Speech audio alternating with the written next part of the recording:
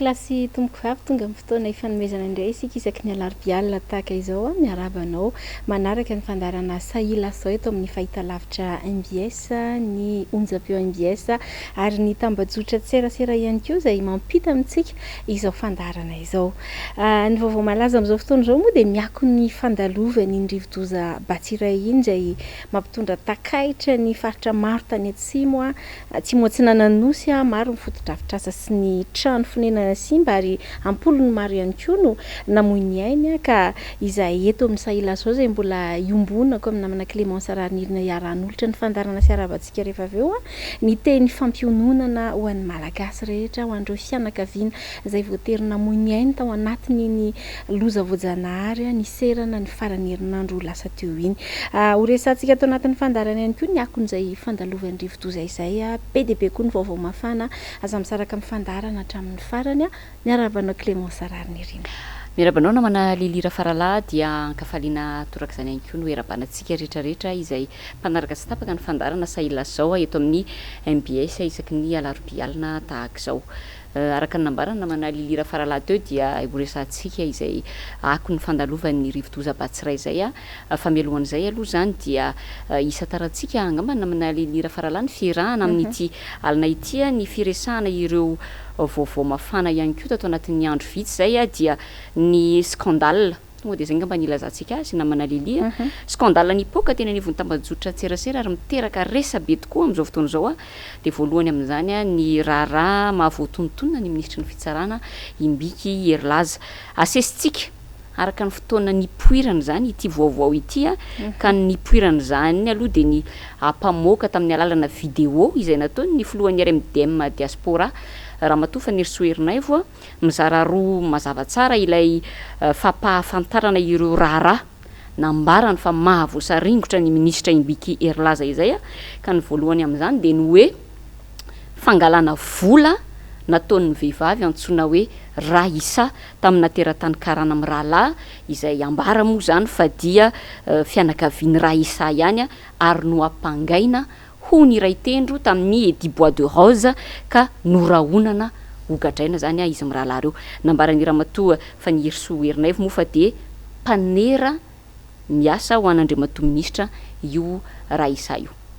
Raisa izay manao rabateur izay efa mpanao rabateur anty Imbiky Herlaza ministra fitsarana ary na tamin'izy GR dia manao négociation angalana vola amin'reto olo reto.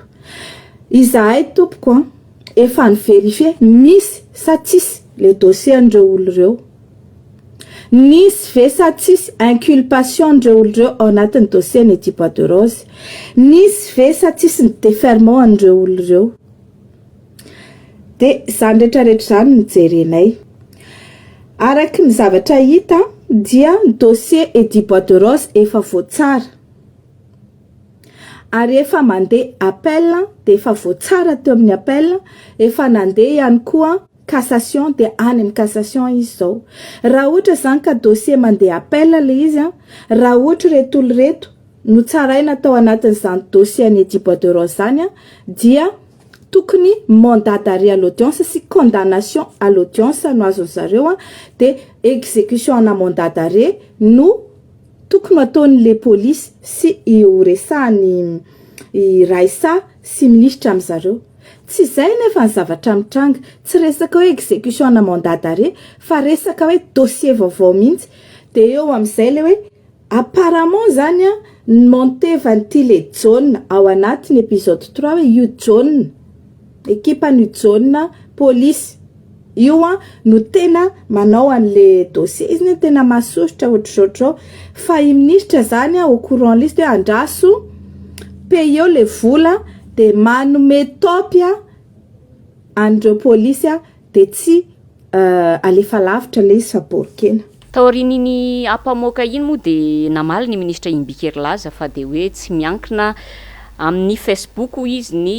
fitantanana ny firenena ary dia nilaza ihany koa ny tenany fa fanosorapotaka azy ity vidéo ity ka efa mandeha izy ny fanadihadiana.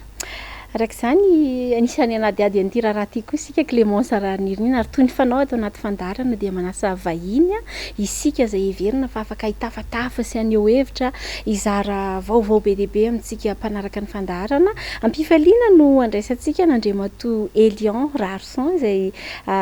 mivahiny atao anaty fandarana hiara hitafatafa androany. Miarahaba anao Elion. Miarahaba aminareo miravavy dia miarahaba ny teknisianina rehetra ambadiky ny studio ao. Ya, mifalo mandray anao koa izay miravavy fa ndao avy dia fanontaniana avy hatrany firesaka tsika Andriamatoa Elion hoe ahoana ny fahitanao an'ity raha Isagety moa zany no Antsoandramatoa Faniry Soherinaivo azy indrindra fa amin'izao ora itenenantsika izao mantsy dia namoana avis de recherche izy ity mahakasika ny resaka fikasana hamon'olona ka te anontany anao hoe ho anao manokana ahoana ny fahitanao an'izao raha rehetrarehetra izao. Gaga mahita an'le zavatra misy ary tonga saina mihitsy ao anatin'izany rehetra zany. Maly sy fakimaly misy zavatra mivoaka foana eny ao anatin'ny tambazotra iainana miaraka ao anatin'reto fitondram-panjakana ireto. Dia zavatra tsy zavatra mahafinaritra fa zavatra tonga vakivaky isan'andro ny iainan'ny vahoaka malagasy, tonga vakivaky ao anatin'le izy ny hoe marary azy ireo fa mahamenatra ho an'ny firenena ihany koa no mahita an'izany rehetrarehetra zany. Mahita an'izany tantara zany dia mahita ny hoe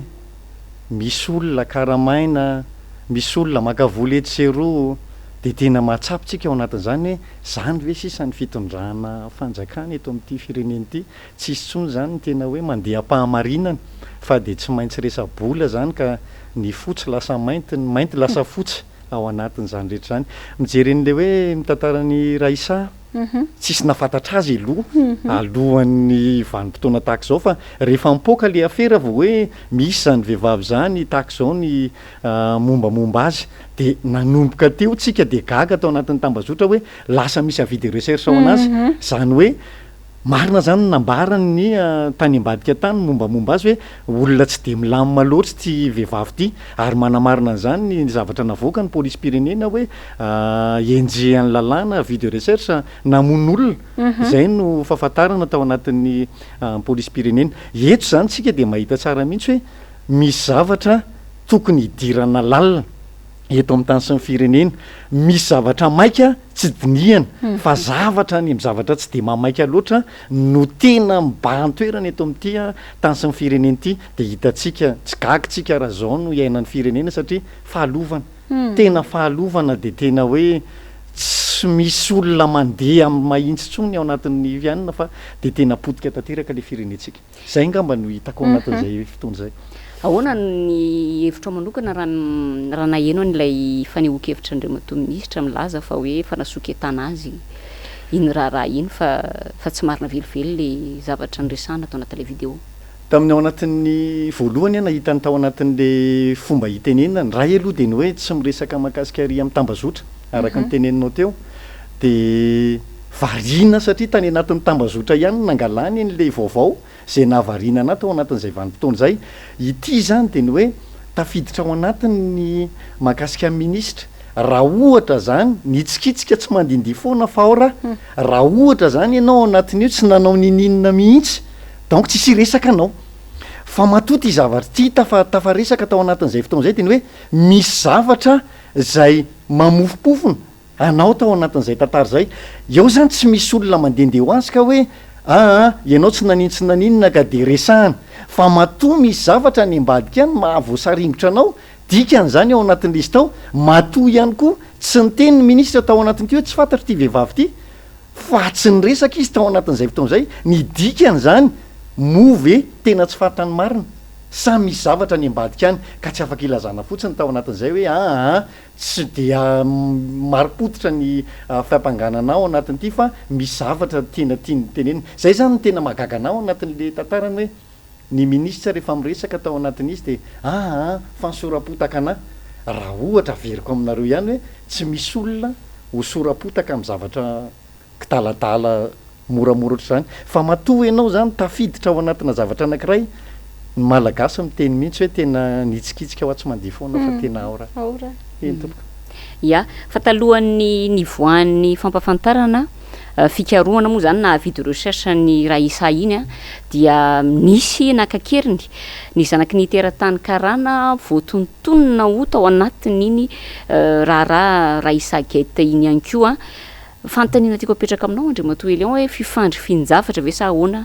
no amakinao an'izany trangan-javatra rehetra izany. Tena mandinika an'le zavatra nanomboka tany voaloha mihitsy ahako de nanomboka tary am'le hoe voaka ny vidéo nataon'ny Madame Fanirsoa. Rehefa vita ny vidéo nataon'ny Madame Fanirsoa de nisy ny fanenjehana niny ramatoa iny hoe reto avy ny ao anatin'le izy. Vita zay rehetrarehetra zay raha nanaraka tsara an'le vidéo tsika avy eo izy a nisy an'ity fakanakeriny ity ohatry ny misy zavatra fifampitohizan-javatra ny fahitana azy ao anatin'izay rehetrarehetra zay ary voamalinomaly raha mifankahitsika ny hoe hita teny ambato be le zaza. Rehefa nanomboka me mafy ny pression taty amin'ny tambazotra tserasera rehetra de nanomboka ny hoe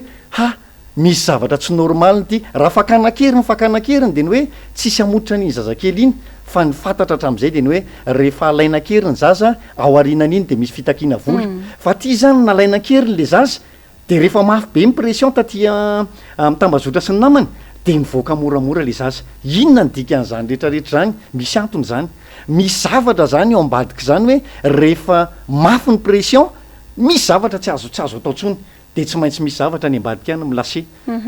Zay ny fahitako anazy amin'ny ankapobeny raha analizy no ijerevantsika anazy fa ny marina hatram'izay zay hitantsika de ny hoe fakanakeriny tsy miala maina mipakakeriny satria misy zavatra nitakiny tao. Rehefa nitakiny tao anatin'le izy tao de vototra normaly teny tsefatsefa nyteny fotsiny eny ampelantanan'ny polisy de any amin'ny tambazotra indray no miteny hoe hita le zaza. Dikan'izany a misy zavatra mamofopofona tsy fantatra ao ambadika. Manoloana an'izay zavatra tao misavorivory tsy tena mazava manjavozavo zay indrindra Andriamatoa Elion Rarson de hoe inona raha zany raha fijerintsika azy a no mety hotoy an'ity raharaha ty ho anao manokana ahoana ny fahitana azy ahoana mety hotoy any satria zao mantsy a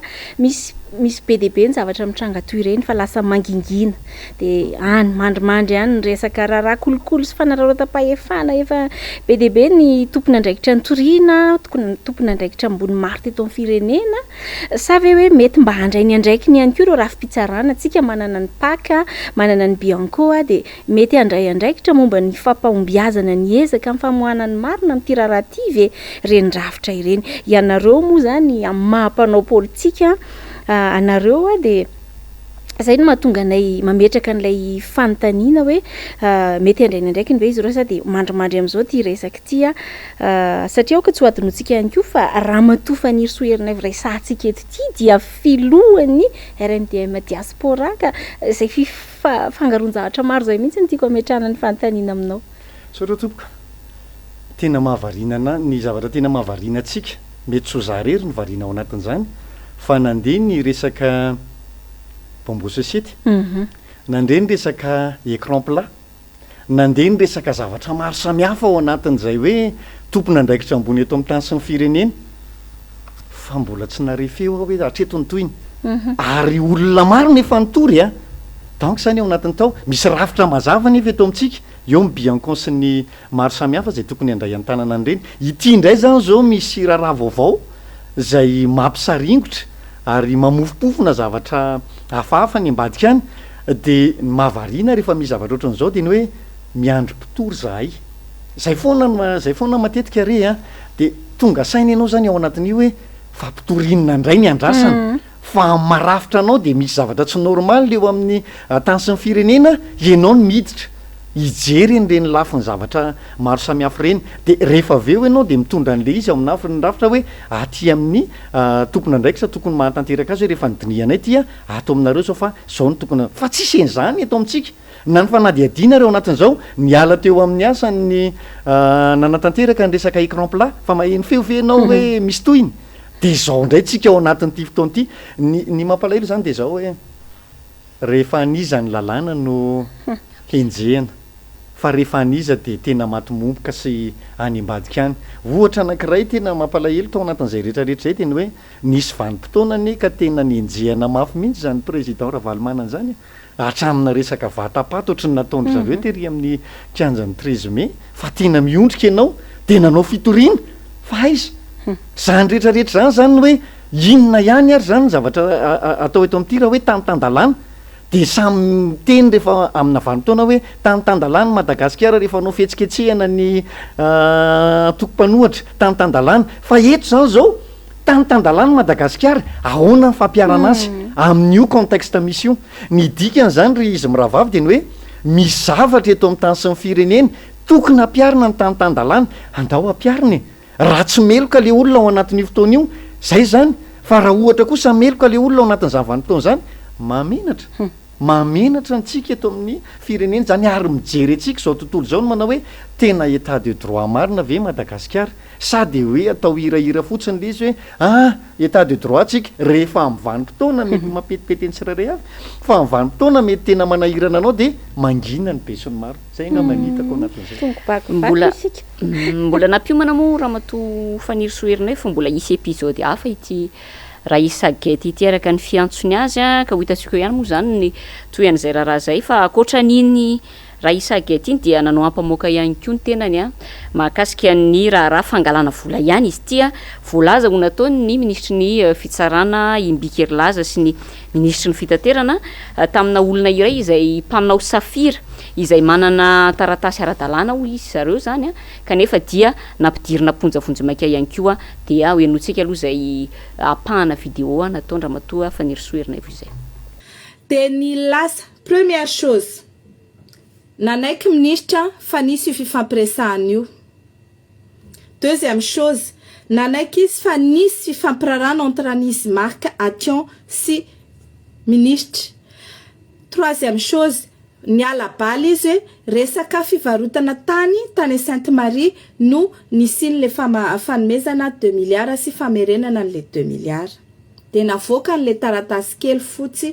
misy misoratra hoe izao iananana de namerina vola ohatr'izao amin'ny teny frantsay 400 millions d'ariary natao androany décembre 8 décembre 2021 teneniko anareo hoe ino ny zavatra iny de nohy tsara zao fandehany io Marc Ation io dia mpanao safira ny lakaka le frère an'le olona izay nanatrika teo amin'io fotoana io amin'io appel io de raha lan'le Sri Lankais nitondra safira sy vato isan-karazany vatosoa tratra tao anaty avion tamin'ny 21 octobre 2021 ireo olona ireo dia manana taratasy ara-dalàna afahany mitondra le safira ary nolazaina fa faux ireo taratasy ireo nanome vola 2 milliards any ministre ny transport Tinka Roberto izy ireo mba tsy ananany problème io ministra io ihany no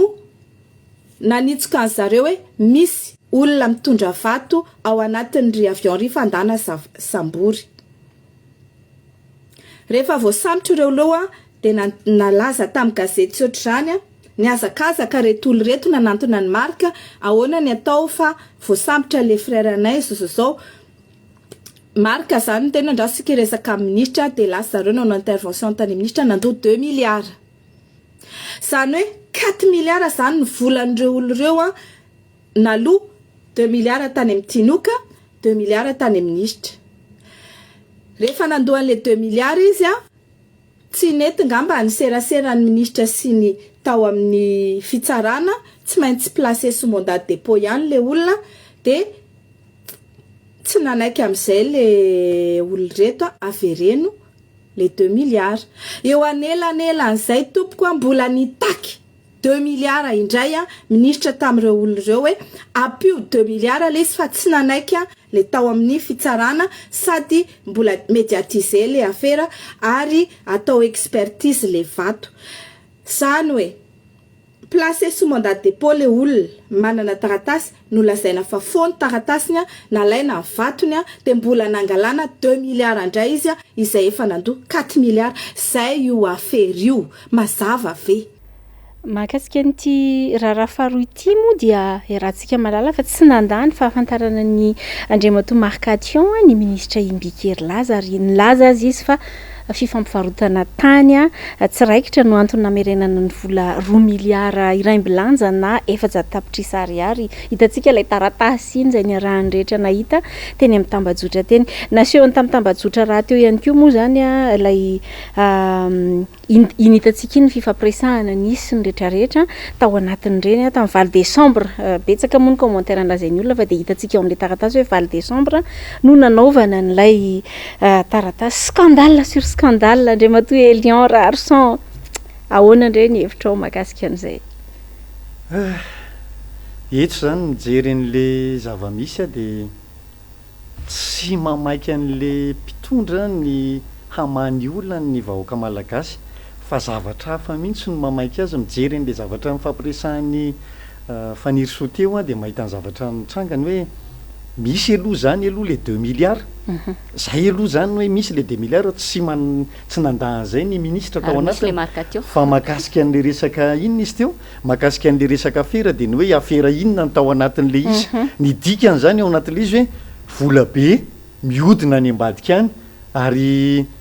mametra-panontaniana dia le hoe le resaka an'le afera mihitsy ny hoe mitovy ihany le olona mividy tany sy ny olona migatra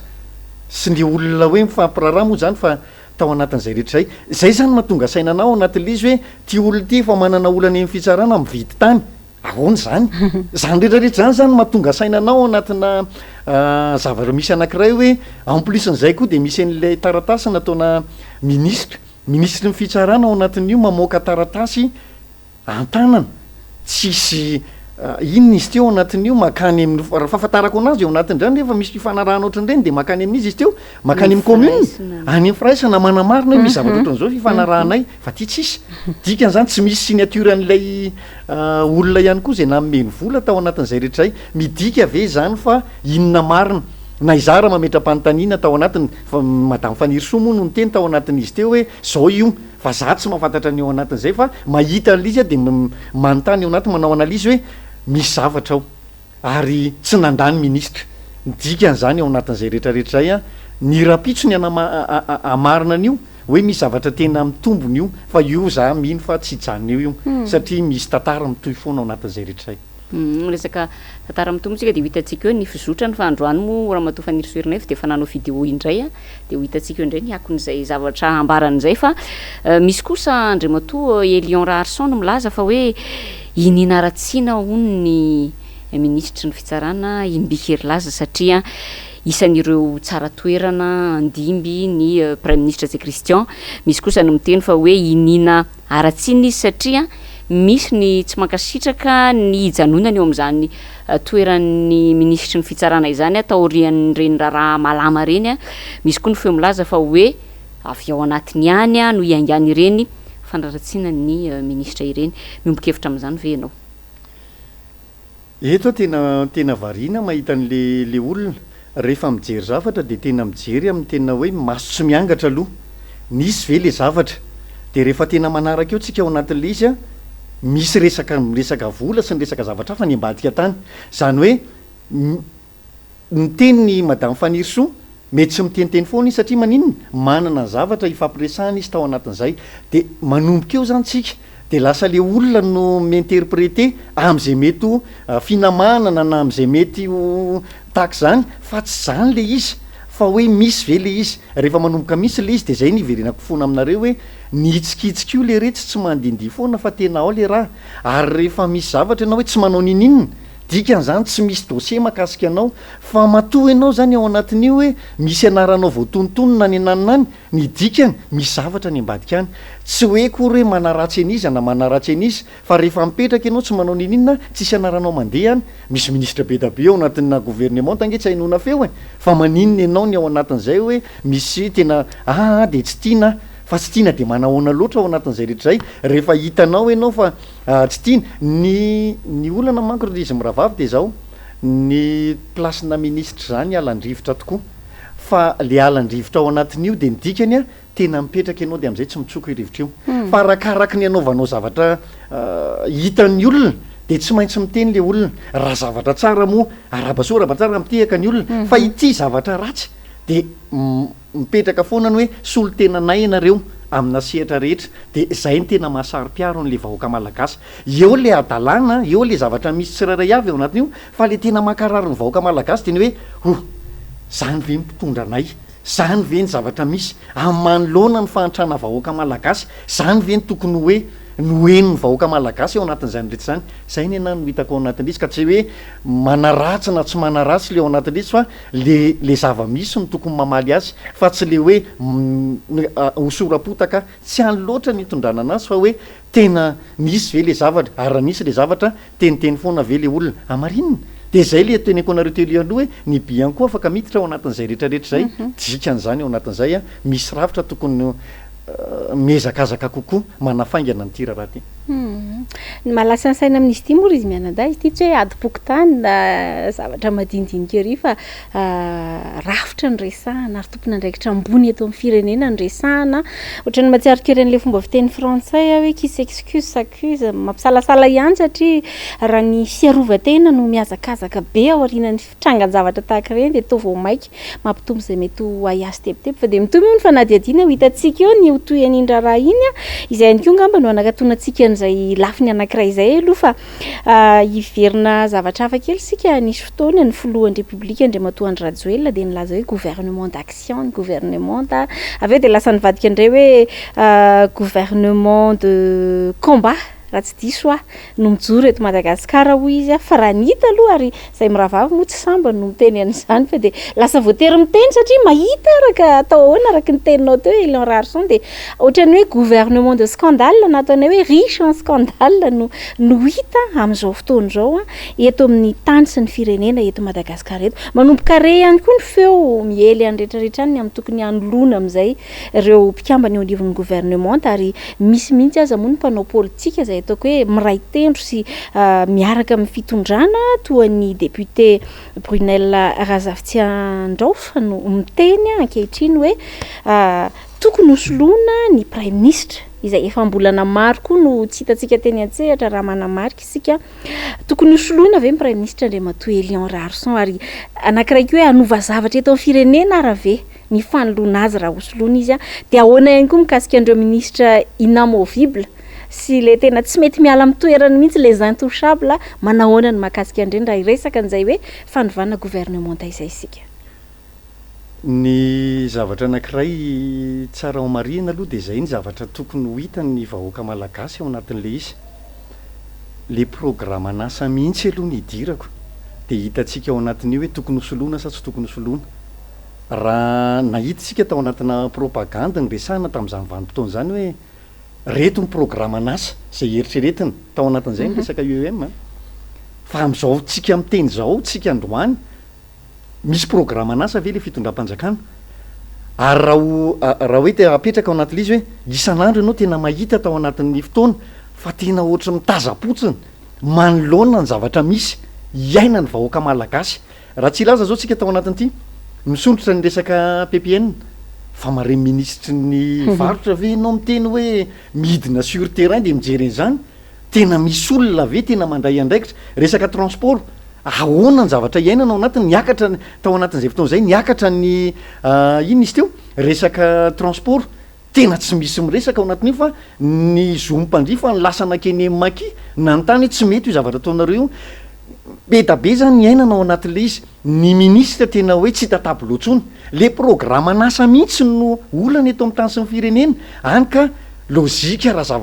zavatra mifamaofao samby any amin'ny zavatra tsy hena hoe tsy lara-pahamehana no hita manoloana zany de tsy gaga ihany koa satria maninona lasa resaka scandale no hita scandale satria tsisy asako rehefa tsisy asa ngenao inona ary no ataonao eo so de anaonao foana ivazavazan'ny lehibe anao raha ohatra ianao zany ka anao asa vaovao anatin'io so de tsy politika an'le iny izy teo le filohanao ny ao anatin'izay de mipetraka de rehefa mipetraka ianao anatin'io misy zavatra tonga ho azy ao anatin'izay zay ny anankiray tena atsapako hoe tena mitotongana any ambany tsy izy mihitsy lay sehatra eto anivon'ny firenena tena mikorotana ambony ambany ny fiarahamonitsika misy eto zay any ambony no manomboka anazy aty ambany de mijery fotsiny tsika zao hoe zany rehetrarehetra zany no iaina ny vahoaka malagasy ankehitriny raha ny tena izy nefa vanim-potoana tokony andraisana andraikitra zao manoloana ny zavatra mafy zay iaina ny vahoaka malagasy ka raha miteny ianao hoe soloana ave ny prime ministre na ho soloanao ny 5 areo le olona mihitsy sy miprograma anasany miaraka am'le hoe ary amin'ny fitondrana fohibe zay ny fidimbahoaka araky ny guillemets ao anatin'io tsy manana programa anasy inona ary nataon'le premier ministre lozika izy raha tsy hita inona ary no ataony eo fa fambaraka no hitany raha ohatra ka hoe izy tsolotsolony eny izy nefa tsisy zavatra afaka ao ataony ao anatin'izay zay ny fahitako anazy ka na hosolona ary izy ao anatin'izay fotoan'izay a tsy avanin'inona mihitsy miala raha koa to misoloany rabe a ny programa anasanao nefa tsisy mihitsy ka tsy afaka manao ninina mahakasika an'ireo le ministra tsy azoko tiana mahakasika ministra tsy azoko tiana de tena gagy ianao miresakytsika hoe resaka scandale fa tsy voatiny scandale fa naheno anao an'izany scandale zany ambato be misy mitondra kalaky fa tsy marenao anatin'io hoe taizany toy iny de lasa fanalabaraka teny tsefatsefany teny fotsiny mitenyle hoe diso ny teny ry afa-baraka hatramin'ny préfet fa reny olona rehetrarehetra reny tsy afaka kity anao anatin'ny gouvernement satria maninona tonga saina ianao hoe misy zavatra mety ho fantatry reny ve mahakasika amin'ny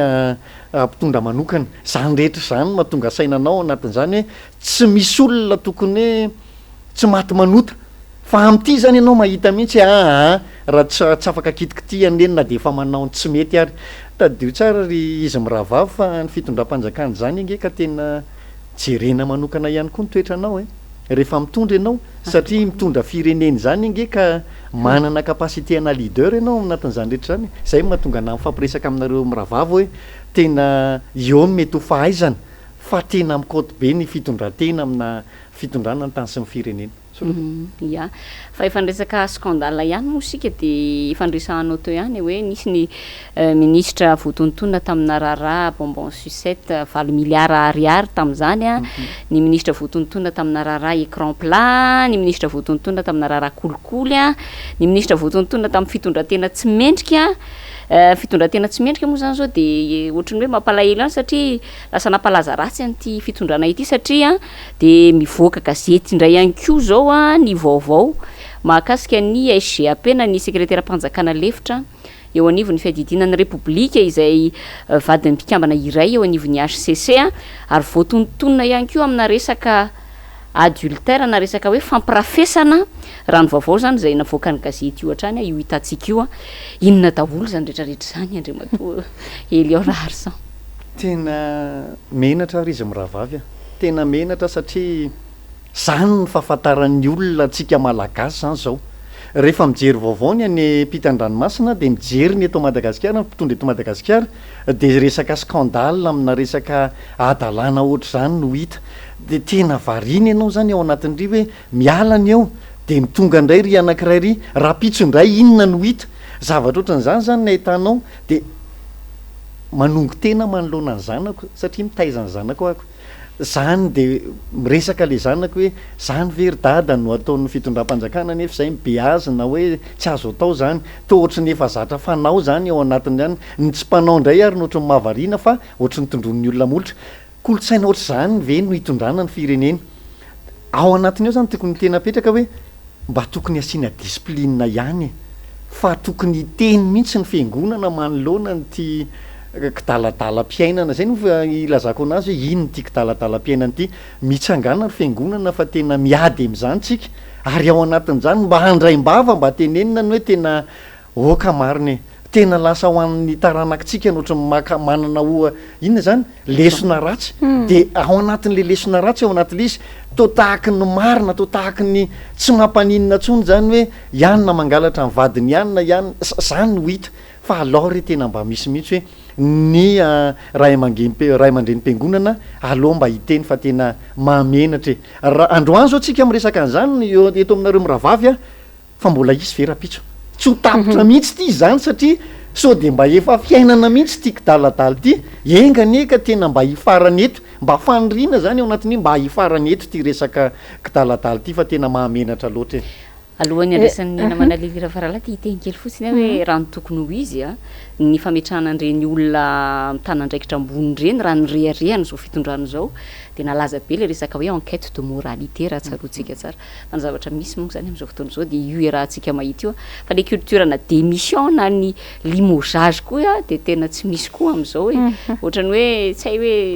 samy mifankahitahita tsy zavatra tsy fahita ao de sarosarotra le fanesorana teny kely fotsiny zay namanapetreritra ihany hoe zao zany tsika nizaniza olona tsy avy eto Madagasikara miresaka amintsika dia misy étiquette efa tsy afaka miala tsony aloha le pays le plus pauvre du monde fa avy eo zany dia tsy haiko hoe le pays à gouvernement de scandale hoe sanatriany vava misy fotoana izay miravava efa niresaka ihany teto hoe tsy ahita olazaina ne zay rehefa mandeha tsara ny zavatra rehetra fa dia tsy mety tapitra misy foana ny olazaina satria mitranga androamanalina fanindriko mitovy amin'ny anao ihany koa Andriamatoa Elion Rarson dia engane mba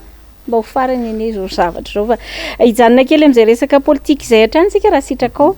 fantatra mantsy amin'izao fotoana izao fa amin'ny 15 ny volana febroary ihany koa zany no fe-potoana farany ahafahana manamarina ny lisitry ny mpifidy eny anivon'ny fokontany ho an'ireo olom-pirenena rehetra feno 20 taona moa zany dia ianareo mpikambana eo anivon'ny antokotiko Madagasikara efa nanao fanentanana ny amin'ny hoe tokony hanamarina ny olom-pirenena tsirairay avy ny anarany any anatin'iny lisy mpifidianana iny mikasika izay fanavaozana ny lisitry ny mpifidy izay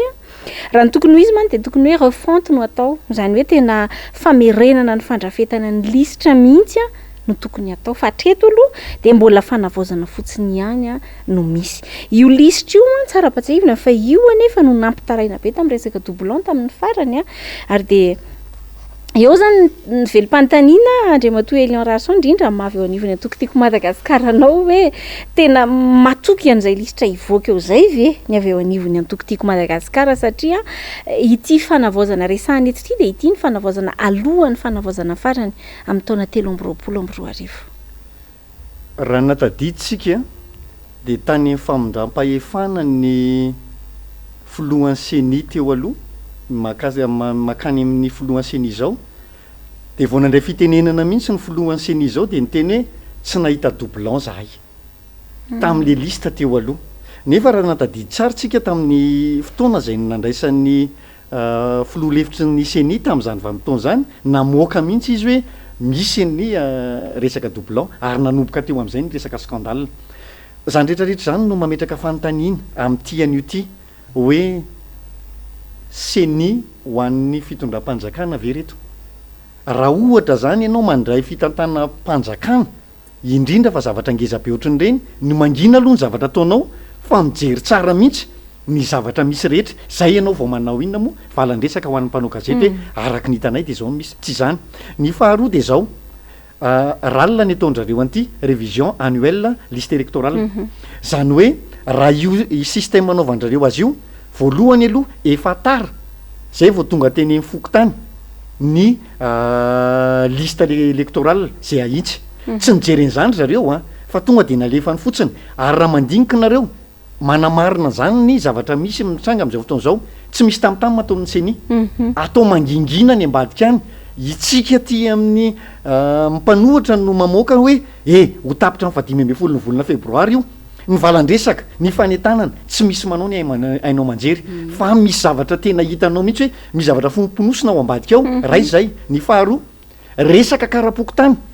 jereo tsara ny zavatra misy any mahakasika ny karapokotany ny manina izy teo lasa ohatry ny sandaina ny karapokotany hoe andraso aloha fa ny olona manina izy teo ny olona sahirana ihany aloha mahazo karapokotany ny dikan'zany ny olona sahirana ve no iresahany ampidirina ao anatin'ny liste électorale mampieritreritra zany zavatra rehetrarehetra iresahany zany satria maninona misy zavatra finosina ao ambadika tao tsy manao tamintamy marany lozika ny tokony misy zany zao dia ny hoe mandeha ny lakilosy eny amin'ny fokotany tsiraray avy hoe amarino ny listinareo ny anatin'ny fokotany dia eo le olona ny hoe zay tsy manam-potoana tokoa fa be da be ny tsy mahafantatra an'izany eto Antananarivo ary maika fa any anatin'ny ravikazo rehetrany zay ve le tanjona zay ve le tanjona hitanao koa ny membre ao anatin'ny seni zay saika hoe olon'ny fanjakana daholo ny ao anatin'io ary tia ny tiako iheverenana raha miteny zany ao anatin'io hoe ny seni ane ka misy olony inona izy teo olona avy any amin'ny mpanao politika sy ny antoko politika maro samihafa fa tsy mpanapa-kevitra reny any anivony reny sehatra any fa ry zareo membre ny seni ihany ny mpanapa-kevitra ao anatin'izany ka io no mahatonga anao ao anatin'izy hoe tsy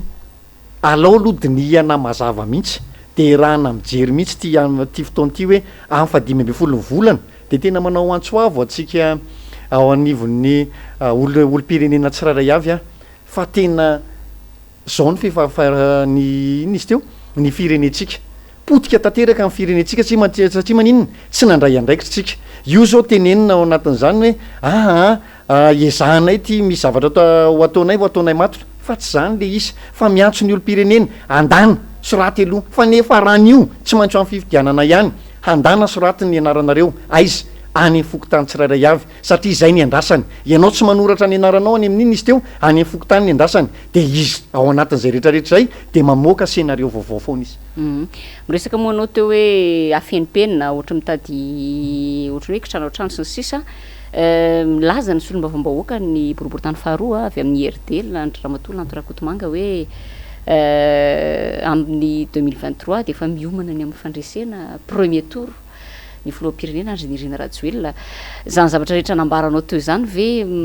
tiako tenena hoe mifanjoy amin'izay fanambarana izay nataony solombavam-bahoaka izay ahoana ny hevitrareo ny antoko timma makasika an'izay rehefa mijery reny fanambarana reny ianao de zao ny ao anatin'ny sainy voalohany te hiteny izy ao anatin'le izy hoe aza manoratra anarana tsony fa efa hanao ny fanao zay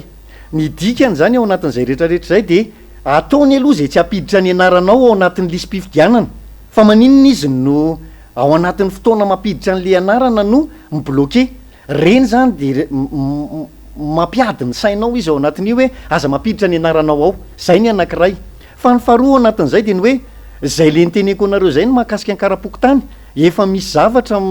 mamofopofona zavatra maloto raha ohatra zany ianao ny tena lozika ao de ny hoe tsy tokony misy ateny an'izany hoe lany premier tour zany zany mbola tsy tokony afaka hivoaka ao anatin'izao vanim-potoana zao inona ny asa inao miteny sady hoe ho lany premier tour ianao ao anatin'izay fotoana zay tena hitanao mihitsy zany ao anatin'ny misy zavatra ave fa homanina teny zao sady ary raha misy zavatra homanina deny zao sady zay mahatonga le hoe avelao iarahana mihitsy ny manatanteraka itya fanomola volana ny senity tiako tenenina zany tsy hoe hiditra ao anatina gouvernement takory fa ity zavatra anankiray ty handao mihitsy aloha iarahana manamboatra io liste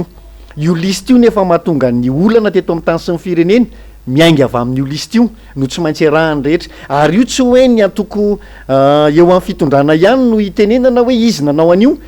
samy tompony Madagasikara samy marary amin'ny eto Madagasikara ny rehetra ny antoko politika rehetra atsona daholo mihitsy andaotsika hanao anty listy de samy mahazo ny liste io ary zay ny tena tsara mihitsy hoe samy mahazo ny antoko politika tsirairay avy le hoe io ary ny liste atao mangarara le izy io ny liste samy mahazo ny rehetrarehetra amin'izay fotoan'izay tsisy atahotra tsony hoe misy doublon anatin'io fa maninona lizy no afenina de ao anatin'izay mahitany hoe matony zavatra afenina anankiray misy raha donc ao izy le fitenenana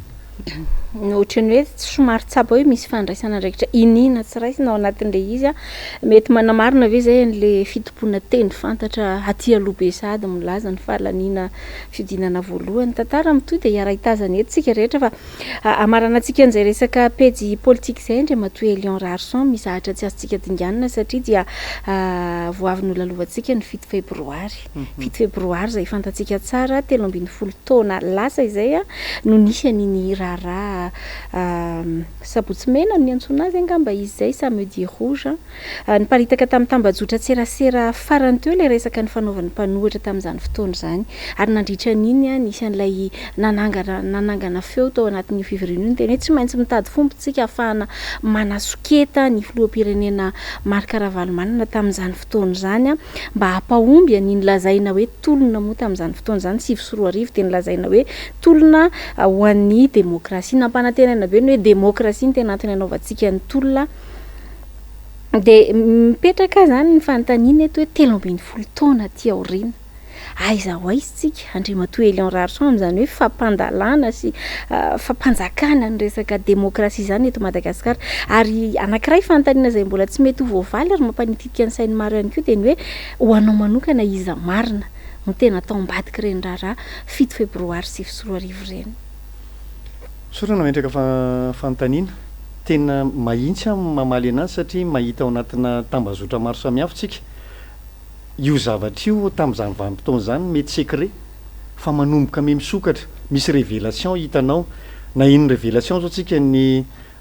colonel Charles mahelo révélation tsika tamin'ny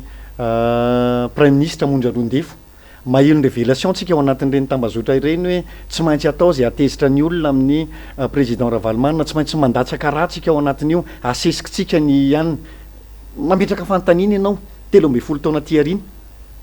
inona ny zava-misy ho ianao fa ny zava-misy ao anatin'ny tao an'izany rehetrarehetra zany de naletika mihitsy le firenena ary tena hoe 10 taona aty aoriantsika andao nge hiakatra eny iavoloha zay tena hoe jaune rouge io zay fantatra mihitsy jaune rouge tena hoe nasisika mihitsy le olona tamin'izany vanim-potoana zany fa 10 taona ty aoriantsika tsy le olona noentina sorona teny amin'iny izy teo teny amin'ny ambojatovontsony zay tena miteny aminao anatin'izany fa misy analyse balistika nyvoaka tamin'izany avy aiza ny tifitra taizavy ny olona voatifitra tao amin'ny lamosiny ve taiza ve fa de eto moa zany de tena manosim-potaka mihitsy hoe de ny olona tao anatin'ny inona izy teo lapa no nitifitra fa rehefa tena mahita ianao tao anatin'izany vanim-potoana zany hoe raha ohatra ka hoe tena marina ny eritreritra zareo tena mipetraka tao anatin'izany ve ny mpitsara iraisam-pirenena fa nandengy izy io tany am'koro pénal international fa mivery maina fotsiny satria maninona tsy marina zay voalaza ny faharoa ao anatin'izany 10 taona ty arintsika sorona le vahoaka raha ohatra zany ka marina ny fijoroanao tamin'izany tsotra zao ny firenetsika fa am'ty anoandro anty zany vao manamarina ny teny hoe le zavatra natao tamin'izany vanim-potoana zany ny ainatsika hatramin'ty an'io ty fa tena hoe sorona tanteraka mihitsy ny vahoaka malagasy tena mahantra ary tena hoe ny raha tsy miteny ao 2 isan-jato efa tena migina tena hoe tena tsisy zavatra atao ntsony raha eny amin'ny faritra misy ny tsiraray avy zao tsy midiny entsony ny vola zay mahazo vola zany zao de mamihana de le mpanao asa tanana tsy misy tsony 10 taona ty arintsika ny tantsaha potika tanteraka ny fiariny aisitsika ao anatin'izao fampanantenana foana ny ainatsika ao anatin'izay zay mahatonga na miteny an'lizy hoe raha resaka mitendry zareo hoe resaka tolona iza ny nanao azy mamaly aty am'fantaniana hoe isika mamantatra azy ry vahoaka malagasy tsy jambatsony ianareo ny praministra monja rondefo iny tadidiko tsara mihitsy ny ao anatin'ny teniny nisy olona ozy niaraka tamiko tamtamiko io tsy hitako niaraka tamiko hoe isy tifitra teo zany ny teneniny a isy tifitra teo zany hoe efa au courant zany zareo tao anatiny tao fa isy tifitra teo naninona tsy nysotomma ny vahoaka ary raha ohatra ao anatin'izany fa noentina sorona mihitsy le vahoaka tao anatiny tao ka tena miondrika ianao mahenao an'izany révélation tenenin' zareo tao anatin'izany satria tena noentina ho any amin'ny fampitehana le firenena tao anatin'ity fotoana ty 10 taona aty arintsika tena marary gisitra alohan gisitrika ao anatin'izao ahoana ny anarenatsika nyty firenena ity za tena mbola mino fa tena mbola azo renina tsara nefa zany firenena zany eo ampelatanan'ny olona inona ny azo itenenako anazy hoe tsy tompona andraikitra ve tsy tompona andraikitra ao anatin'ny firenena anankiray manoloana ny fahasairana-bahoaka inona ny vahaolana menao fa raha mangina fotsiny ianao ao anatin'le izy tsy tompona andraikitra ianao zany ny tompona andraikitra de mahay mamaolana ny vanim-potoana rehetra namorana sarotra io fa eto zany ianao anatin'io tena tsy manana an'izay vahaolan'zay de mikaikaky ao anatin'ny fahasairana voaka malagasy nafenina rizy mirahavavy le hoe satria nisy covid de fa miteny aminareo mirahavavy a vola tsy toko tsoforoana ny tokony nafahatsika niala tao anatin'ny covid any ny vola teto amitsika fa izy izy am'izao fotoana zao azantsika ohatra angamba ny resaka politika fa andehtsika iresaka mahakasika ny batsiray indray a goavana ny fahavoazana sy ny takaitrana velan'iny rivodozy iny a ho an'ny tapany atsinanana sy atsimo atsinanany nosy a indrindrindrindra maherin'ny 20 hoy ny député ny Ikongo Brunel Razafintsandrao fa ireo namonieny a raha tany amin'ny faritra Ikongo manokana lasa mitokamonina vonjy-maika ny commune maro amin'ny tapany atsimony nosy no ny fahasimban'ny lalana ho vitan'ny fitondrana ve Andriamatoa Elion ny fanarenana an'ireo zavatra simba ireo raha toaka raha miresaka sika zao ny RN4 ny RN6 izay simba efa ambolana maro be zao a nefa nitotra ny jerepotsiny a hatramin'izao mariana moa fa ny député ny Ikongo zay IRD a mariana tsara zay a de nilaza mazava fa am'izao fotoana zao no tokony ilana n'ilay vola araka amin'ny 20 tapitrisa euro a notrosaina fa tsy tokony hanaovana an'ilay resaka téléphérique ao Antananarivo Samarira voalohany aloha vao niditra lay hihiditra lay cyclone de tsy haiko nareo mirahavavy raha variana tao anatin'le izy fa lasa tsy professionnel tsony ve ny météo eto amitsika zay nahatonga saina ana tao anatin'izay vanim-potoana zay hoe hiditra taty anosy varika ny cyclone ny dikany zany ny diamètre tao anatin'le cyclone 175 teo aty Antananarivo nefa tena misy 500 kilometre dikan'izany tsy tokony ho zaonina roa zay aloha Tananarivo fa misy zay tena hoe tokony ny lahara-pahamehana tao anatin'ity hoe eto le cyclone miditra de lasa nitaintaina daholo le vahoaka malagasy indrindra fa nyteto Tananarivo za tsy miteny hoe zaranao ary izy tsy miditra tsy any le resaka zarako mihitsy koa ary izy tsy miditra tao anatiny tao ny antony itenenako antsika an'izany de ny hoe tokony ho professionnel kokoa ny manomboka zao mbola manana efatra amby 20 ora ny météo tokony naninona izy teo nanao valandresaka izy hoe tsy hiditra eto Tananarivo ka aza mipanika anareo fa tena tsisy resaka fa nandeha le izy tao anatiny tao de ny ministra nefa ao anatin'io a niaraka tao amin'ny météo andriamatoa ministra misy masony ny cyclone ary tao anatin'izay de variny ianao anatin'izay vanimpotoana zay ny hoe tsisy masony cyclone tena misy masony cyclone iny tsetsatsiatra kely ihany fa zay no mahatonga na mifampiresaka amintsika ny hoe manomboka zao raha misy cyclone miditra mba afataro re aiza exactement tena professionnel tsika hatramin'izay ny asa aiza exactement izy miditra diamètre ray zavy ny tokony périmètre ahafahan'io miditra tao anatin'izay de tsy nianatra ny mpianatra teto Tananarivo fa alery mpianatra fa tokony ho fantatra mihitsy hoe eto a no miditra izy de tsy trompetsika menakavy amin'ny zavatra maro eto amin'ny tany sy ny firenena zay nga mba fahitako anazy amin'ny akapobeany vita ny fitondrana ve le fanarenana vita ny fitondrana ve ny fanarenana ohatra ny tena raha zao misy zao tena jereo tsara ny zavatra ataon'ny fitondrana mizara sakafo izy a de ny filoha pirenena mihitsy no mizara sakafo eto tena tsara tsinjiko zany asa zany a de asana ONG asana parti politique asana association fa ny fitondram-panjakana tsy tokony zany mamaky anazy ny zavatra iaina ny fitondram-panjakana ohatra ny eto Tananarivo zany de ny hoe aiza ny rano miakatra ahoana ny amahantsika an'io rano miakatra io fa tsy hoe andeha ame vary an'reto trabony reto a ny politika mpanjakana de mijery hoe ahoana ny tsy iverenana io tsony fa vitana parti politique zany hoe manome sakafo vitana association zany fa tsy zany mamaika ary ny anankiray tena mahavariana de zao ohatrinona déplacement na présidentiel na présidence anankiray am'ireny sehatra reny tokony avitana zavatra be da be ny zavatra tokony atao zany de miezaka tsika tsiraray avy mamantatra ny hoe ty misy an'ity fa eto de tena miondrika am'ireo tena zo fahoriny tam'ireny vanimpotoana ireny tsy mora ny zavatra misy zavatra iainana ary raha fotodrafitra sa misy zany zao ohatra ny manahirakirana ihany a zany hoe amitan'io lalana be da be simby io raha miresaka fotsiny azy zao ny areny 44 ariatsy mbola firtaona zay a ary ty ny teniny ny teniny fisolom-bavam-bahoaka ny 2e arrondissement hoe zay nytenenin'ny filoha-pirenena tsy maintsy ho tanterahany miandry an'le fanatanterahany a hoe tsy hanao tsony a raha tsy vitako ny areny trisy tena miandry an'izay a ary ny vahoaka malagasy koa miandry an'izay za zany eto de tena miteny hoe ay zay ho tenenin'ny filoha-pirenena de tsy maintsy ho tanterahany no tanterahany zany zao de hoe tsy vita ny rentresy ametra-pialana roviny izy ny anao an'izay fa miandry enyreny a lalana ny tanterahana tsinona ary be da be ny lalana simby eraky Madagasikara ao anatin'izao vanimpotoana zao kely ny finokora izy mirahavavy raha ho vita meloty zavatra rehetra ty zay tokony mamaika indrindra eto za moa Antananarivo zay ataontsika hoe haingony Madagasikara reny vohitry Madagasikara tena tsy le tsony ny lalana maika efa ny any amin'ny faritra ny hitako farany aloha tena tapaka le eo anelanelan'ny Osy Ambalavao tsisy accès tsony makany avy eo rano mafana mepita makatia Irondro sy ny karazany a tena reny zavatra reny zany de iraisako feo amin'ny solombavam-bahoaka Brunel kosa ny amin'ny tena reny ny laharam-pahamehana zay le fahaizana mijery zay tena makarary ny vahoaka marina mbola iresaka ihany tsika zay marary ny vahoaka Andriamatoa Elion Rarson kasika ny lafiny toe-karena kely no jerentsika de zao nampiaka-peo omaly ny teo anivon'ny orinasa Afakaba nampiaka-peo zareo inona moa ny antony a de tsy inona kory fa ny fatiantoka ateraky ny fahatapahan-jiro na ny délestage lava reny a ho azy ireo miteraka fatiantoka zany satria lay production mihitsy no miena rehefa tapaka ny herinaratra zany ny fahatapahan-jiro zay mampikaikaiky ihany koa ny mponina any Tuliara nisy fahatapahana ihany koa tany azy ny vahoaka malagasy manontolo amin'ny ankapobeny mihitsy no mikaikaiky amin'ity fahatapahan-jiro ty a betsaka nefa ny fampanantenana zay nataon'ny fitondrana ankehitriny raha resaka jiro no resantsika tsy te hamerina an'le sary mipeka andrina sy ny sisa tam'le hoeny avolosiny karazany fa tena be de be ny nampanantenaina topokaty avokoa nefa ny fampanantenana ankehitriny Andriamatoa Elion Rarson mbola hoela vao tonga ny 320 de hoy aho hoe atraizany fetra Andriamatoa Elion tena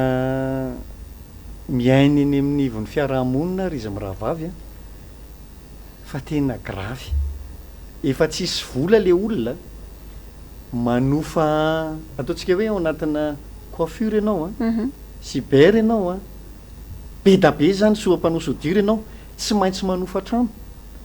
ao anatin'izany zany a ny ofa-trano eritreretina ny asa tsy misy a ahoana ny afanatanterahana n'ilay sakafo ao anatin'ny ankonana de mahavariana ana le niteneny ny ministra ny fitsarany ity asinareo raha miverina fa tena tonga saina zao ny nambarany misy sabotage ozy tao andekaleka jereo tsara misy sabotage ozy tao andekaleka ka tsy maintsy hosamborona zay manao ny sabotage tak zany ao arinan'iny de nandray fitenenana ny foloa zay tonga tany toerana mihitsy raha tsy diso anisan'izay resaka 50 millions d'ariary zay mihitsy hoe zay mahita ny ao anatiny androany ianao zany de mahita variana fa nga tsisy nanao sabotage indray de aiza le izy nefa tompona ndraiky mpanjakana voalohany eto amin'ny tany sy ny firenena no mamoaka n'zany information zany diso hoe zany le information amty androany ity fa tsisy nanao sabotage indray fa inona ny zavatra mitranga tao arinan'iny raha nandiniky nareo miravavy tonga de lava reniny iny izy teo ny fahatapahan-jiro tsy mba délestage fa tena coupure mihitsy no manomboka teo de nanomboka teo de hitanao anatin'le izy hoe fa ino ty zava-misy eto Madagasikara ty fa tena efa le vahoaka mihitsy zany tena hoe tena ampahantraina tanteraka mihitsy io am'izay araha fa nyteny ny orinasa mikaikaiky izy satria maninona mamelona n'le orinasa ny mamelona ihany koa ny olona ao aminy izy tsy te androka ampiasa raha mandroka ampiasa izy inona indray ny zavatra misy atao amin'ny tany sy ny firenena za zany tena mahita de zao inona ny politika ny fanjakana mahakasika an'io efatrandro ny any Tuléar tsisy jiro a renao mihitsy zany hoe efatrandro tsisy jiro zany tsy mory zany ho amin'ny tompona ndraikitra mitantana ny orinasa anankiray fa bangana sperta ohatrinny raha tapaka fotsiny arao anatin'ny adiny roa ny iny izy teo ny fahatapahana herinaratra efa ohatrinna mitapaka maika fa ao anatin'ny ty fiainantsika ty zany de misy zavatra ngezabe zay tsy tena hitanao mihitsy hoe tena fahoriana lalina zay ny hitako ao anatin'izay rehetrarehetra zay izy miravavy ka de tena fijaliana tsy manana politika mazava rehefa nyteny ianao tamin'ny iny izy teo propagandy misy zavatra ohatran'izao misy zavatra ohatran'izao fa tsy hitanao ny mahakasika an'izay sotra tompo fampanantenana fampitombona avroen'ny famokarana angovo moa na mpanantenany filoham-pirenena tany propagande raha miresaka zay ianao Andriamatoa Elion Rarson fa de atreto de tsela hoe ny zara ampafiriny tamin'ny ohatrany teo aloha indray ara zany resaka famokarana herinaratra ka misy atsiatsiatra ihany koa tany Japon zao ny député cité Nirandriana Soloniaiko nitaona nanao anty publication ty hoe tapaka 10 minitra izy zay sa 4 minitra ny jiro tamina toerana anankiray commune anankiray tany Japon de tena niondriky nandritran'izay fotoana naharetan'ny fahatapahan-jiro zay ny prime ministre aty amintsika asa raha iondrika mandritra ady ho firy fahitako anazy eo anatin'le izy tena tsisy anao an'izany ity amintsika tsy natapaka aringe le jiro tsy misy marika mihitsy am'izao ka hatram'izao hoe mbola mety mahita ihany le olona hoe mbola eto mba afaka miasa fa zay tiandry zareo atao tapaka adiny roa tapaka adiny telo tapaka adiny efatra de manarotsako kely koa ao anatin'io fa ny rano koa nge de zao efa milatsaka ny orana fa mbola misy faritra maro tsy manana oa rano am'izao fotoana zao zay rano zay aina ao antsika malagasy de gaga zany ianao anatin'io hoe manana politika mazava ve makasika an'izay rehetrarehetra zay ny eto amintsika fa de tena fijaliana ry izy miravavy ya amanaparana ny fandaharana isika tsy azontsika tsy horesahana hodina nalovana fotsiny resaka tsy fandripahalemana satria tao anatin'izay efatrandro telo andro zay de tena mirongatra zay tsisy zay resaka tsy fandripahalemana zay iny faritra andavamamba sy ny manodidiny moa zany zao de hoe malaza faritra mena mihitsy amin'ny resaka fanendahana ny sito mahery ary ny resaka tsindronantsy farany teo zao de nisy tovolahy iray mpitondra moto nato zay ny anarany namony eny rehefa novelesin'ny olona tamin'ny Boiron sy nentin'ireo tsy matahotodiny tsoka ny motoany zany teny amin'iny faritra diginy sapanana Ambotrimanjaka iny zany trangan'izay tranga izay tany Tomasina de reny mpianakaviana iray no namoiny eny rehefa nyvonoany jiolahy ka tezitra ny fokon'olona ary de tsy maintsy nefara tamin'ny fitsaram-bahoaka moa zany ty raharaha ity mampalahelo de mampalahelo ny tranga toy zany mandry andrirana antsy Andriamatoa Elion Rarson ny vahoaka am'izao fotoana zao na andrenivohitra na any ambanivohitra rehetra any ny mpitandro ny filaminana nefa n'zany raha nihitatsika aloha de maiky ery rehefa hoe amorotra mpanohatra anao anniversaire anao fanehoan-kevitra akalamanjana sy ny sisa manahoana ny fahitanao an'ireny trangana tsy fandriam-pahalemana monsieur Lany reny alohan'ny Amalina Andriamatoa Elion Rarson resaka an'le tsy fandriam-pahalemana tsika fa melohana ny dinana an'izao fandarana izao to nisy jiolahy tratra ihany keo amin'ny andro atoandro be teo amin'ny 7 hektara izay voatifitra teo amin'ny lohany latsaka tao anaty rano zany hoe tena efa tsy misy orana intsony zany le tsy fandriam-pahalemana fa de vao mandingana ianao de efa miorooro rehefa tsy miasa ny olona anankiray izy mirahavavy a rehefa tsy mahita asa ho atao de tena mirongatra io be da be eto amintsika zany zao ny hoe very asa ny olona tsirairay avy za tsy mamevahana ny mpangalatra fa le fototra mihitsy aloha ny tokony hojerevana inona ny fototra misy tsy mananasa ny mponina rehefa tsy mananasa izy ny zazaka ao an-trano tsy maintsy hitako gote inona no ataony manonao foana izy ao anatin'izay fa eo zany manomboka amin'ny teny hoe ity zavatra anankiray zay fampiresantsika ty nge ka mipakatra any amina mpitondra inona ny asa zay efa nampanantenanao satria tena tamin'ny propaganda ianao amin'ny asa ray zay raha mahakasika amin'ny fandriam-pahalemana manokana de tena tokony misy politika mazava manomboka zao hoe ny politika ahoana mahakasika amin'ny polisy-pirenena misy zavatra tokony atao fa tsy ataonao misikotra dalina na zavatra ohatran'izany mamaiky anao anatin'io hoe iseho tele de misikotra dalina misy asany tokony horaisina ny hoe ianona manao an'ity fa zany amin'ny tsy asany tokony anaovana azy alao izy hitandro ny filaminana de rehefa mitandro ny filaminana izy tsy hoe rehefa tonga ny inona ny fampiresahana teo mpanohatra ery amikandrany 13 May na zay manao hevitra de reny ianao de firy camion izy ao anatin'io fa tena tandrovo re tena tandrovo fa tena mampalahelo mahita an'izany hoe ainana fo izany vao maraina ny dadany de mivoaka andeha hiasa ariva tsy mahita ny dadany tsony ny zanaka ao an-trano mafy inge zany e fa rehefa miresaka eto anatin'ny teletsika rehefa miresaka eto amin'ny plateau oatra zany moro zany fa aty anatinao aty zany de misy hoe ray mpianakaviana ianao re mpianakaviantsika hitady vola ho an'ny ankonana tsy miverina ntsony lay ray aman-dreny de mba jereo nge ny zavatra iainany lay inona izy teo ao anatin'ny ankonana ny ranomaso zay iainan'le hoe ankizy kamboty tampoka noho ny tsy fandraisana ndraikitra ray zay faharoa miena ihany koa ny vola miditra ao anatin'izany zany zao ny ohatrany hoe na ny taxi na ny olona eny amin'ny épicerie tsy afaka miasa mihoatra ny amin'ny valo zay mba tokony vola mbola hiditra de tsy maintsy tapahana noho n'inona noho ny lay aina kely de tsy ampy zany ny vola miditra ho anivon'ny fiarahamonina efa tsisy de le vola koa nefa hoe mba hafahana miasa tsy afaka manao satria le fandriam-pahalemana tsy zarizary ao anatin'io ka de za zany tsy manao antsoavy satria tena asany mpitandro ny filaminana le izy fa tena tokony misy politika mazava apetraky ny mpitondrany hoe zao mahakasika an'ity fandriam-pahalemana ity fa sady tsy efa ory lay vahoaka no mbola matahotra ihany koa mandeha ny an-dalana misy vola kely 2 alina eny posy de matahotra sao de misy amono noho iny 2 alina kely iny manao keny patalona telefôniny de matahotra lasa zany ny ainatsika zay zany tena hoe mba jereo tena zavatra ohatran'izany fa tsy mety ty politika hitondranareo ny tany sy ny fireneny ty ny politika zany de tokony hoe manana politika mazava hitondranany hoe eto a manao an'izao tia ny zavatra toko amin'ity fa tsy zany ny hita fa le vahoaka indray ny miara am'rain-tanana hoe andaotsika hiaro ny faritra misy atsika de lasa le vahoaka miaro anazy satria mety ho anay androany fa anao rapitso de alohantsika mifampiaro anatin'izay ary lasa tonga ho azy amin'ireny fitsaram-bahoaka tsy nitsangatany eto masiny reny ny zavatra misy zany ao anatin'izay zavatra izay de ny rariana koa moa zany ao anatin'le hoe fandraisana andraikitra de mba tsy ho fandraisana andraikitra vonjy-tavanandro eny koa satria hita tao anatin'ity fitondrany ity zany hoe monsieur Lany ny tsy fandriam-pahalemana de mody ahetsiketsika kely indray aloha le polisy mandeha manao karazana patrouille sy ny sisa de avy eo indray de tsy hita indray de mirongatra indray de ohatr'izay foana zany lay indray mbava fotsiny mialatsiny ao anatin'io zao cyclone no malaza de any cyclone daholo izy rehetra de aty amin'ny inona izy teo misy zavatra anankiray de any daholo izy fa ity fireneny ty nge ka karazana tiroara maro misokatra de miaraka vonjena ao anatin'io fa rehefa tena mahita anazy ao anatiny de jereo ny fitondram-panjakana any amin'ny cyclone daholo indray zao ka na tsy rafitra tokony manaka any amin'ny cyclone ary any amin'ny cyclone de adino teo ny aty amin'ny misy anazy tsirairay avy raha ny lozika zany zao anatin'io ministry ny mponina sy ny namany ny any amin'ny terrain sy mijereny zany fa tsy hoe ministera rehetra de makary amin'ny anray cyclone daholo tena marina am'le izy ry izy mianada hoe ny atao hoe mpitantana sy mpitondra de tsy voatery ianao no afehany zavatra rehetrarehetra ary io moa no mahatonga ny mpiserasera eo amin'ny tambajotra lasa manome petaka anarana hoe bac plus firy aloha tsy ho lazaiko fa io zany misy foana ho aly atao hoe savoir placer la bonne personne à la bonne place de ny zava-misy zany zao de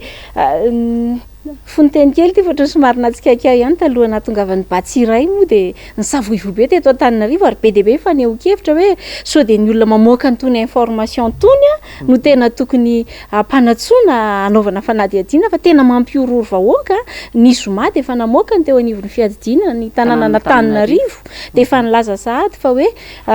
faritra mena Antananarivo avy eo moa raha ora tao aoriana iny sady ny firy de elana tsiny fa lasa loha loatra le alerta hoe tsy kilalao le fitondrana firenena fitondrana tanàna le retsy fiainan'olona maro no enjeu ao anatin'izany de miresaka Batsiray tsika de hoe ho avy ny Batsiray ny Zoma alina de variana be mihitsy fa tonga avy any le fiara mifono vy matanjaka be miaraka amin'ny zavatra rehetrarehetra eny toy hoe ireto angano entina miady amin'ilay cyclone tsy atsatsatsiaritra iny fa ny tiako lazaina hoe ny fahaizanao mametraka n'ilay rafitra rehetrarehetra sy ny olona tandrify amin'ny fahaizana tandrify anatin'ireny ankeny atao hoe fahaizana mitondra fa tsy hoe sahanina avokoa ty rehetrarehetra ity ka de lasa ataon'ny olona resaka na de ny fizarana koba ina efa nasitsika sary kely teto tamin'ny farany hatreo ihany koa ngamba no amaranantsika ny fiarahana mankasitraka be dia be Andriamatoa Elion Rarson tena nanakarena be ny fifanakalozana everiko fa na ianareo tany tokantrano tany de mitovy aminay miravavy hoe tena nandray zavatra maro tao anatin'ny fampizarana antenaina fa voalohany iny fa tsy ho farany ary de ankasitrahana feno nanaiky ny vahiny tato anaty fandaharana raha misy moteny tianao amin'ny tinany zay rehetra voalaza na mety hoe nokasaina ho lazaina ihany koa fa tsy voapetraka eto anatin'ny fanontaniana dia omena minitra vitsy toy ny fanao mahazatra ianao voalohany teny aloha zany de soranareo miravavy nanasa tao anatin'izao fotoana izao de mba afaka nitondra ny zavatra rehetra zay tena hoe nanidikitika ny fiainan'ny firenena mihitsy ny tena amarana anazy ry vahoaka malagasy nareo mpijery andana amin'ny 15 février ho avy zao ny famaranana ny liste électorale miazakaza midira teneny manodidina mba ho tafiditra ao anatin'io liste io daholy